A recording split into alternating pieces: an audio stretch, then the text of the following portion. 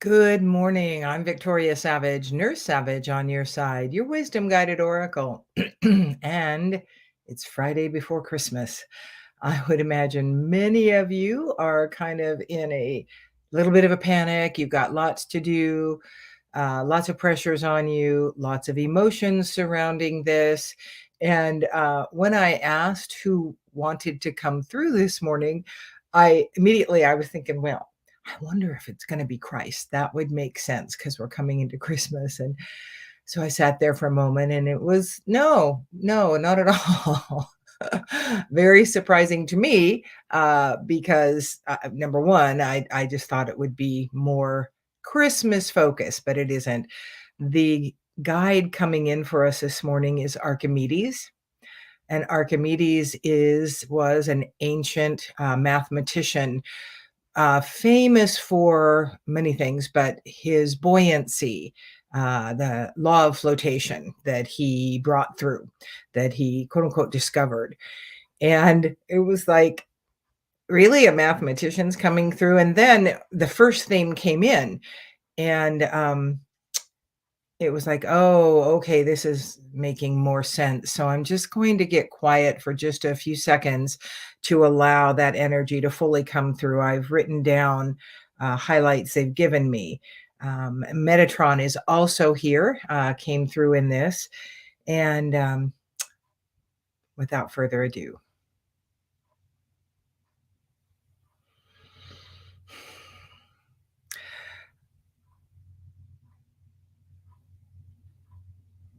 okay. um, the words that Archimedes greeted us with was my cherished ones. And that honestly felt a little too fluffy for Archimedes. And being a mathematician, we all know the jokes about engineers and how they're a whole different breed of people. And mathematicians, certainly fall into that.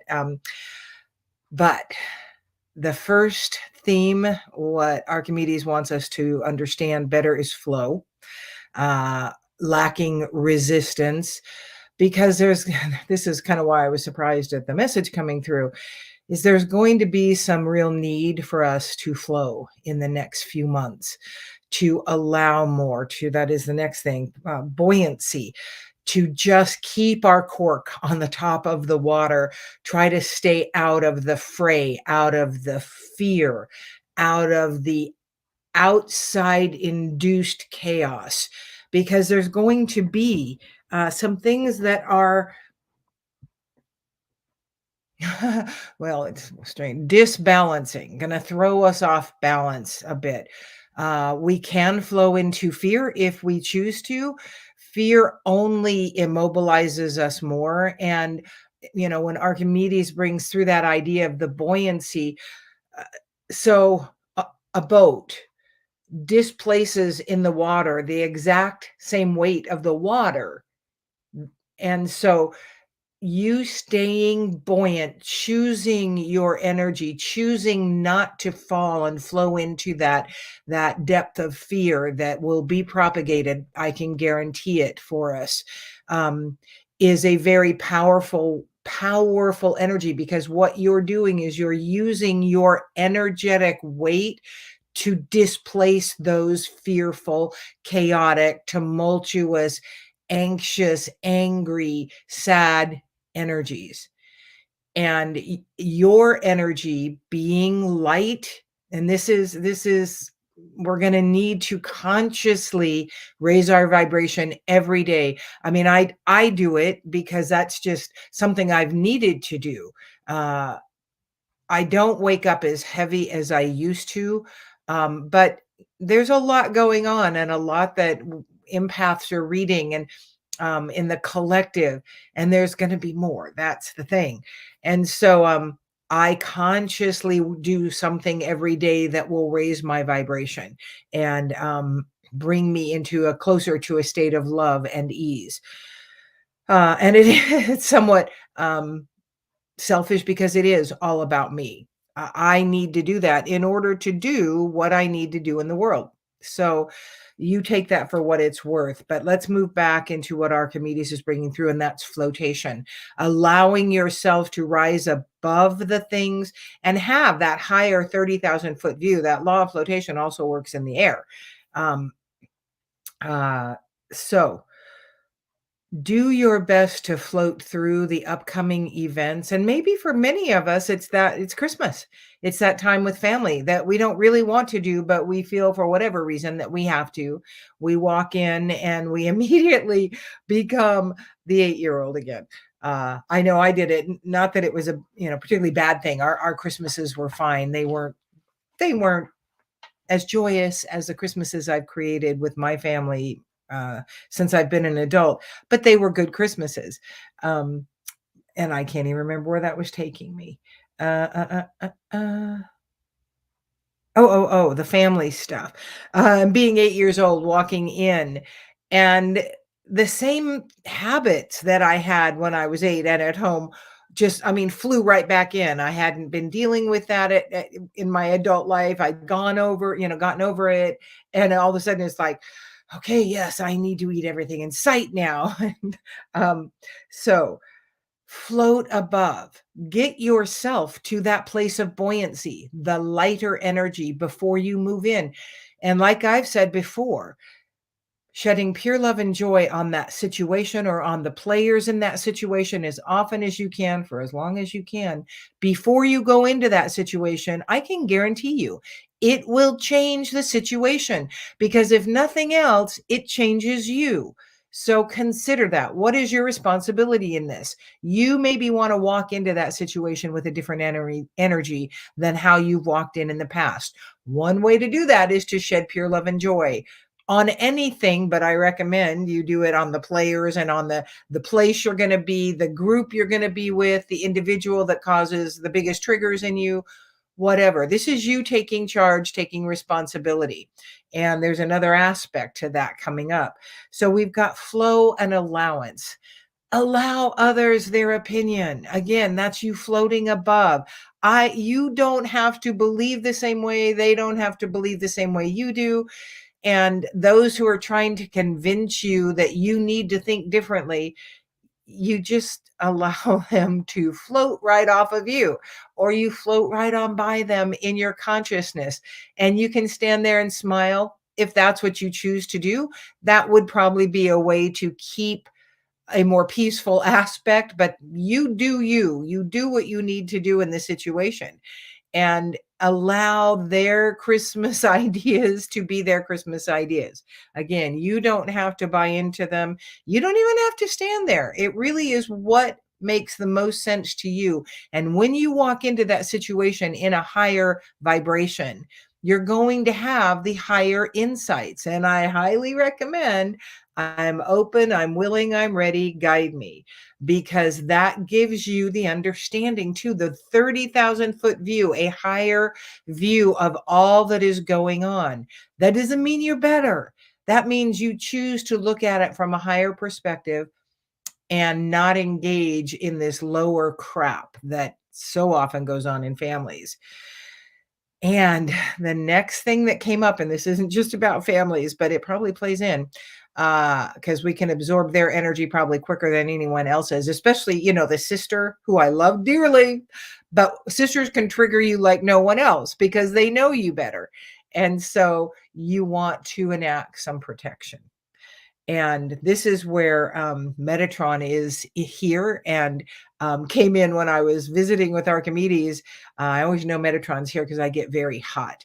But he wanted to remind you of what his sacred geometry is about. The Metatron's cube, the Merkaba, that's one in the same. And that is that 3D tetrahedron, I believe. It is a 10-sided. I'm not positive. Don't quote me on that. But uh, the Merkaba is our sacred field around us. We all have a sacred geometric field. So one of the things I do regularly for myself, I do it more for my family than I do for myself, is I update and I ask, please update and upgrade my Merkaba field. And then I place a cobalt blue pyramid of light around me because cobalt is very protective. And when I'm going into a charge situation, I will then place a mirror ball of energy. Those of us who are empaths really want that mirror ball. We do not need to absorb anyone's energy. We can still read it. We still get the information we need and what we're seeking when we're doing that reading, but we're not taking it on. I do that for my granddaughters regularly and my children. Our property has, your car, your house has sacred geometric fields. I ask them to update and upgrade those, especially when I'm going out. We now have, I don't know why I chuckled at that, a very dangerous road between where I live and Boise. Truth is, it's people have said for years, this is such a dangerous road. Truth is, it is not a dangerous road, but it is dangerous because the people are crazy that drive it. Because there are some long, straight areas, along with curves. I mean, it really is not a dangerous road, but people pass when they should not pass. And we have deadly accidents out there regularly. So I will often, when I'm going out, not that I don't think about them all the time, but I don't think about everybody else all the time. I will ask for that road to have that Merkaba field updated and upgraded, the safety energy placed on that road for every driver. If I was a really great person, I would update it every day, but I don't think about it because I'm still human. And anyway, update and upgrade your Merkaba field, invoke the protection, place a cobalt blue pyramid of light around you. And if you're going into a charged situation, any charged situation, but we've been talking about Christmas, and place that mirror ball around you so that the energies bounce off, you don't absorb them. Ask for that 30,000 foot flotation view. Bring your guides, angels, companions walking in, going, I'm open, I'm willing, I'm ready, guide me. So that when things are happening, you will also see what it is that is there for you to learn, that is there for you to grow with, that is there for you to experience for your highest and best good. Again, that attitude is you walking in your power, not walking in as the 8-year-old that's going to fall into the same patterns and you're going to be doing that same kind of bullshit bickering with that sibling that, or your parents or aunt so and so or whoever. You don't have to engage. And this is one way to make it much easier for you to not. That pure love and joy tool, I cannot tell you how incredibly powerful that is to use. And it looks like this, in case you haven't been watching me. I shed pure love and joy on my sister. I shed pure love and joy on my sister. I shed pure love and joy on my sister. Now you want to get to that feeling so that you're really sending that. And you don't have to think about your sister to get to that feeling. Think about your cat, your dog, your husband, your children, your grandmother. Think about whatever you love, the horses, and how you feel when you think about them, that love. Then you start sending pure love and joy. Set a timer for 30 seconds. And if you're going in 2 days, set a timer and do it for 2 minutes a couple times a day. I guarantee you will see a difference because you're going to be different. But if you can do it longer in advance, that's even better. So we've got flow, where you don't try to resist everything that's coming. You want to rise above it and see it for that 30,000 foot view and allow a higher understanding of everything that's taking place to move on, to be pervasive. You don't want to resist and fall into the drama, the fear, the sadness. We're going to see some things that are very shaking to us, that are very unbalancing, that are going to knock us off our float, our gyroscope of normalcy in the next few months. It could be natural disasters. It could be an awareness of the ugliness, the slime that has been present in our leaders and in our government. I mean, many of us believe that slime's been present for a long time. Years ago, I shook hands with our governor because he had a patient. One of his cabinet members was on our floor when I was a new nurse. And he was a great governor. I mean, did some wonderful things for our state. And I shook his hand and it was just like, ooh, God, you're slimy. And it was surprising to me because I knew him to be a good man.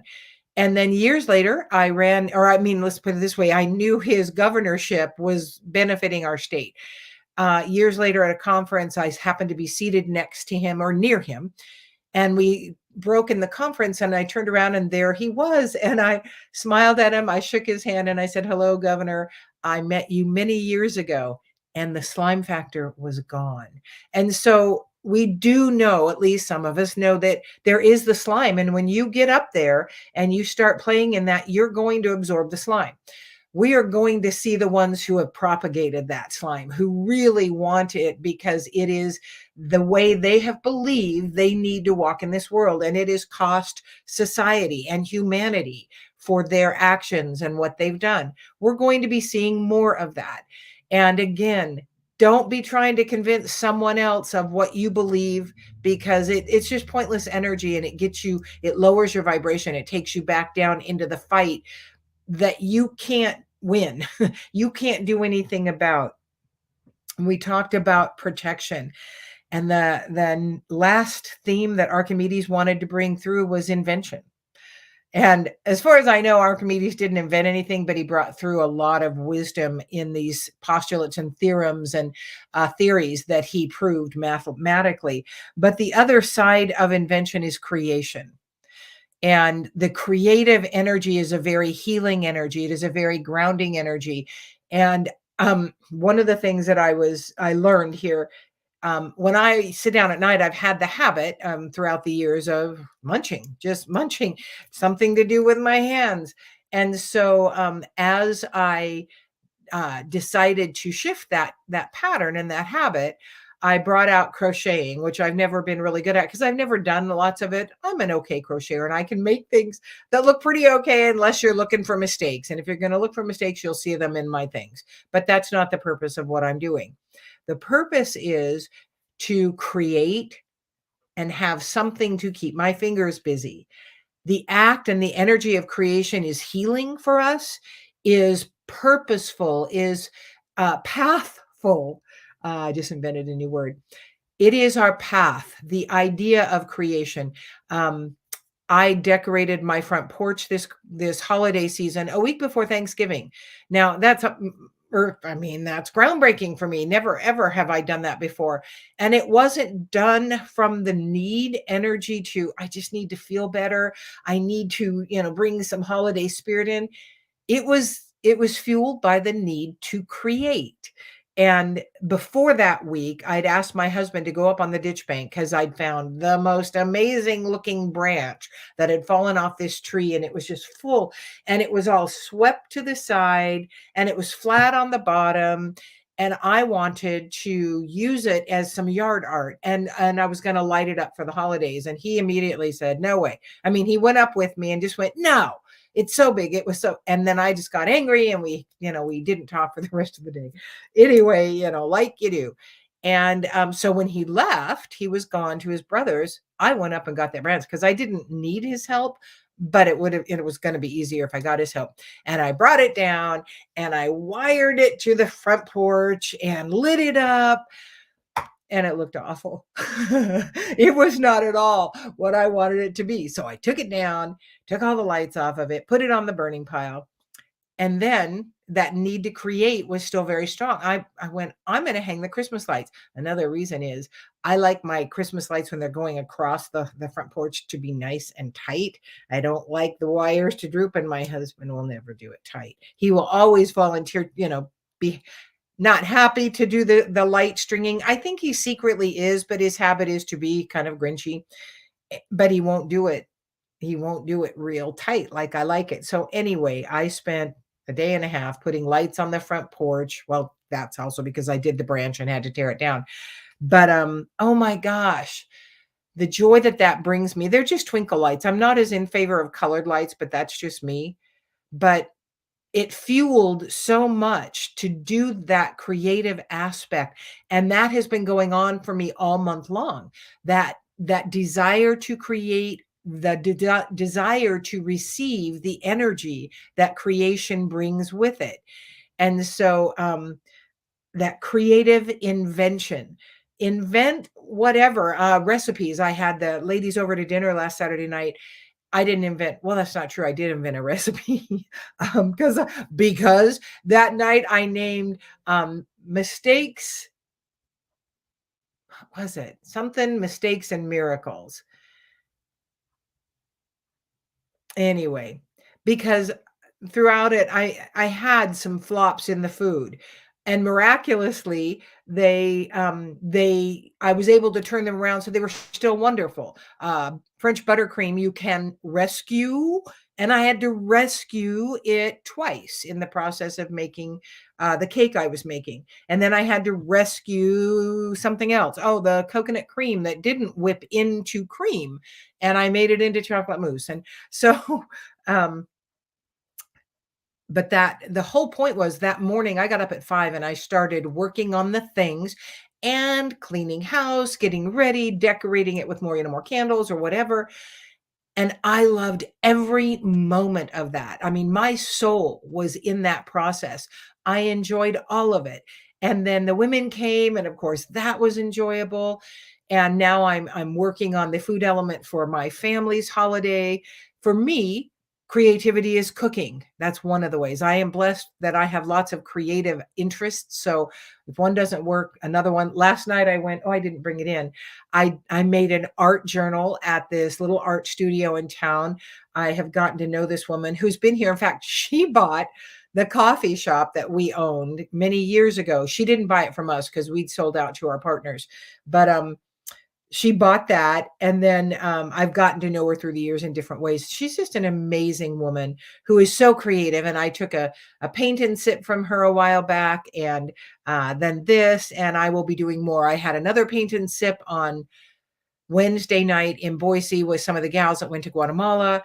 Creativity has been coming up. And again, none of this, that paint and sip picture wasn't all that good that I did. I mean, it's fun, it's pretty, but it was, and that wasn't the point. The point is to get those energies flowing, because that raises your vibration, your light shines brighter, your unique creative perspective comes through to the world. And you are displacing, much like Archimedes talked about. The more light you're holding, the more darkness you're displacing. The more creative aspect you bring in, the more ceremonial aspect you allow into your life, the greater your whole countenance is, your light is shining. You are having a greater effect in the world. Again, protect yourself against the idea really of falling into the depths of despair by using Metatron's update, Metatron's cube update, the Merkaba field. Please update and upgrade my Merkaba field and place a cobalt blue pyramid of light around me and a mirror ball energy of protection. And truly, your belief in that enacts even more power in it. But you're commanding to the universe within your power what you need. And this holiday season, this next few months coming up, we want to be standing in our divine energetic power, working with God, Christ, the angels, the guides, the companions, the big I am, the universe, the central sun, Allah, Buddha, Krishna, whatever you call your higher power. That is the very least important part. It is the calling of them, your guides, angels, companions, in to give you awarenesses of when you're being triggered, when you're falling off your vibration into a lower vibration, when you're being pulled there. So before you go into charge situations, please update and upgrade my Merkaba field. Place a cobalt blue pyramid of light around me and a mirror ball of energy for my protection. So this is you doing you this holiday season, you standing in your divine personal power, you taking charge of the emotions as you move into these things and over the next few months. So thank you so much for joining me. I'm Victoria Savage. I do believe I will be back on Christmas Eve for anyone that wants to follow. And maybe we should do a let's talk on Christmas Eve. We are moving our Christmas back a day because my son-in-law is a fireman and works Christmas Day and Christmas Eve. And so I have Christmas Eve fairly free. If I do come in, it won't be first thing in the morning because my dear longest lovely friend in Idaho comes over every Christmas Eve and we do coffee and goodies and spend time enjoying one another's company. So thank you so much for joining me. I'm Victoria Savage, Nurse Savage, on your side, your wisdom guided oracle. Until we meet again.